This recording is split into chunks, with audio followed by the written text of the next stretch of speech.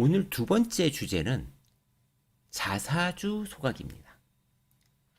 최근 들어서 기사에 정부 당국이 자사주를 소각하는 거에 관련돼서 기사를 냈어요. 그러니까 자사주를 취득하면 소각을 목적으로 해야 된다. 이렇게 나왔죠. 그러면 주식 부양이 증시가 부양될 테고 미국에서처럼 주주 환원이 일어나는 거죠. 자사주를 그러니까 회사가 번 돈으로 자사주를 취득해서 소각하면 배당보다 좋은 것이 주당 이익은 이제 EPS라고 부르잖아요. 주식이 줄어드니까 이익은 그대로더라도 주당 이익은 늘어나잖아요. 그건 세금이 없어요. 그런데 배당은 우리가 세금이 있습니다. 15.4% 내야 되고, 그리고 많은 배당을 받으시는 분들은 그게 2천만 원 이상인가요? 넘게 되면 근로소득에 합산해서 종합과세를 내게 되고, 또 의료보험도 별도로 납부하게 되죠. 그러니까 자사주를 소각한다면 훨씬 더 강한 주주 환원 정책은 맞습니다. 그럼 자사주를 소각할 때 다른 리스크는 없느냐? 오늘 이런 거 한번 찾아보자고요. 자사주를 그리고 소각하는데 또 문제점들, 재무 구조가 어떻게 되느냐? 이런 것도 다시 한번 살펴보도록 하겠습니다. 그러니까 자사주 소각을 의무화를 추진하면 어떤 분들은 이렇게 얘기하는 거죠. 그러면 기존에 자사주 소각하기 싫었던 회사들은 자사주를 매도하겠네? 네, 그럴 수도 있겠죠. 근데 보통 통상의 법들이 소급 적용을 안 하는 게 많으니까 이 법도 유예 기간을 충분히 주거나 아니면 지금부터 사는 주식에 관련돼서 옵션을 달 확률도 있어요. 어떻게 법이 개정되는지, 실제로 개정되는지는 우리가 아직 법이 나오지 않았기 때문에 섣부른 판단인 것 같아요. 어쨌든 어설프게 자사주를 갖고 있던 회사들이 자사주 소각 이익이 없다면 매도할 수 있죠. 네. 우리 등대 스터디에서 몇 번 했던 우리 회계 얘기를 한번 해보겠습니다. 우리는 커피숍을 계속 운영 중이었어요. 커피숍을 운영하기 위해서 저는 주식회사를 만들었습니다. 액면가 5,000원짜리 주식 만주 해서 자본금 5천만 원으로 저는 사업을 시작했어요. 사업이 너무너무 잘 돼서 저는 1년 차에도 5천만 원을 벌고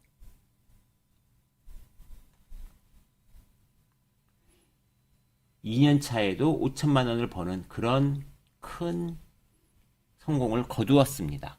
그걸 보고 있던 김 씨가 자기도 껴달라고 부탁을 해서 껴주기로 했습니다.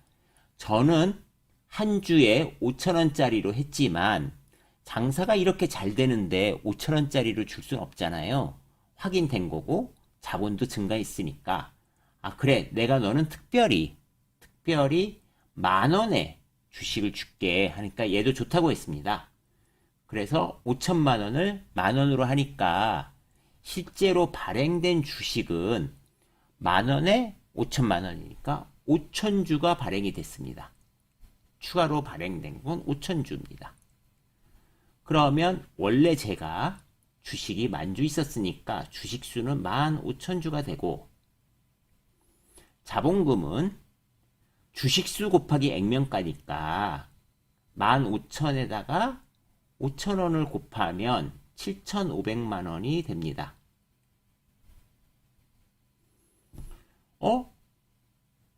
아까 돈은 5천만 원 들어왔는데 자본금은 5천에서 7,500 됐으니까 2,500 늘었네? 나머지 2,500은 어디로 갔지? 네, 비싸게 받은 거니까 자본 잉여금으로 들어갑니다. 이렇게 해서 이 회사의 자본 계정이 확정이 되는데 이제 그동안에 저는 돈을 많이 벌었잖아요. 자본금은 7,500이고 자본잉여금은 2,500이고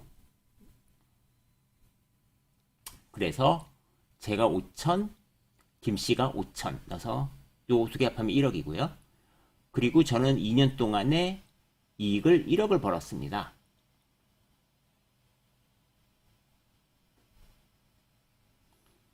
그런데 김씨가 갑자기 저한테 얘기하는 거예요. 아, 나 돈이 너무 급해. 이 주식 좀 어떻게 좀 처리 좀 해줘. 제가 그랬죠. 야, 이걸 어디다 파냐. 그냥 우리 회사가 살게, 자사주로. 근데 이렇게 사주니까 너 돈이 급하고 그러니까 그냥 네 원금은 내가 돌려줄게. 그래서 저는 5천만 원을 주고 자사주 5천주를 취득합니다.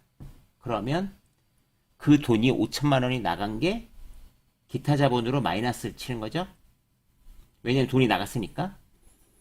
그러면 이제 주주를 보면 주식수를 보면 총 발행 주식은 15,000주인데 자사주를 5,000주를 갖고 있고 유통 가능 주식 수는 10,000주인데 주주는 혼자예요, 저.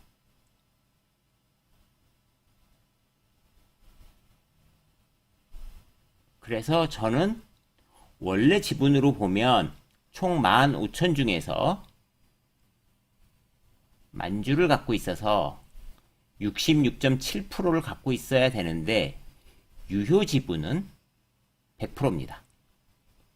왜냐하면 유통 가능 주식수 10,000주에 리스크 10,000주니까 유효 지분은 100%입니다. 자, 이렇게 해서 기타 자본에서 마이너스 쳤는데 자사주를 팔게 되면 어떻게 되죠? 기타 자본이 환입되잖아요. 기타 자본이 환입되니까 자본이 증가합니다.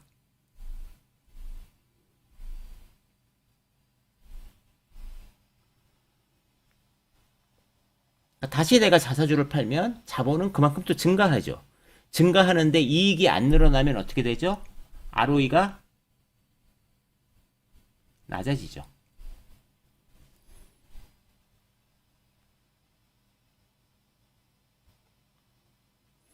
자사주를 취득한 행위 자체는 소각을 안 하더라도 자본 계정이 줄어들기 때문에 ROE는 늘어납니다.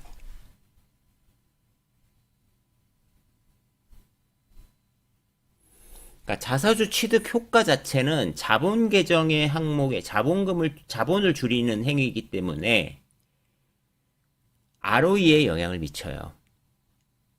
그래서 나중에 이런 것들이 단순히 자사주를 판다, 악재다, 뭐 샀다, 호재다, 뭐 이런 거를 떠나서 자사주가 어떤 영향을 미치는지를 잘 인지하고 있으면 회사마다 이런 일들이 발생했을 때 우리는 호재인지 악재인지 충분히 알 수 있습니다.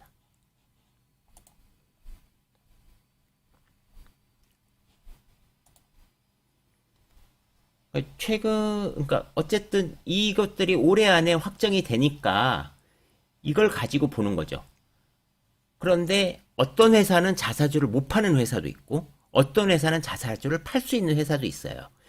원래 자사주 취득 목적에 따라서 누구는 꼭 소각을 할 것이고 누구는 팔 수도 있어요. 물론 법이 소급 적용을 하느냐 안 하느냐에 따라서 굉장히 달라질 텐데 통상의 경우에는 소급 적용을 할 겁니다.